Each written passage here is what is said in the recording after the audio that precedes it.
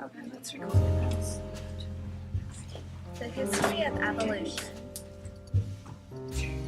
In the 1830s, the young English naturalist Charles Darwin took a trip around the world on a ship called the HMS Able. He was fascinated by the diverse and unique organisms. Darwin went on to form one of the most important theories of biology. Darwin noticed many similarities and differences amongst many organisms as he traveled around the world, and through his observations, he concluded the idea of evolution. The development of new types of organisms from pre-existing types of organisms over time is called evolution.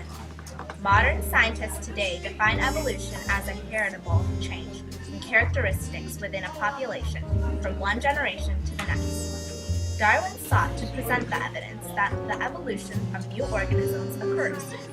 Furthermore, he formed a theory to explain how evolution can occur.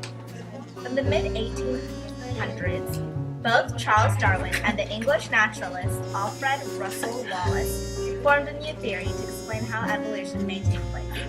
In the 1858, the idea of Darwin and Wallace were presented to a prestigious group of scientists in London.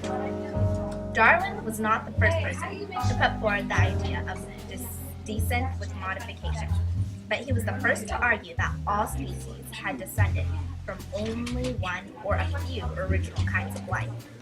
Darwin saw the animals of the Galapagos Islands as evidence of descent with modification. For example, the islands are home to 13 similar species of finches. Each of these bird species has a beak that is best adapted for a certain kind of food. But Darwin suspected that all 13 species descended from a diverged form, just a few ancestral finches. These ancestors could have flown to the Galapagos Islands from elsewhere sometime after the islands were formed. Darwin proposed the theory of natural selection as the mechanism for descent with modification. In forming his theory, though carefully about the forces that can cause changes in organisms over time, some of the forces Darwin explained were overproduction, genetic variation, struggle for survival, and differential reproduction. Even though we might not think about all four of these sciences as once, it's fascinating how a series of observations can cause one of the major theories in the world. So keep your eyes open. You might just be the next Charles Darwin.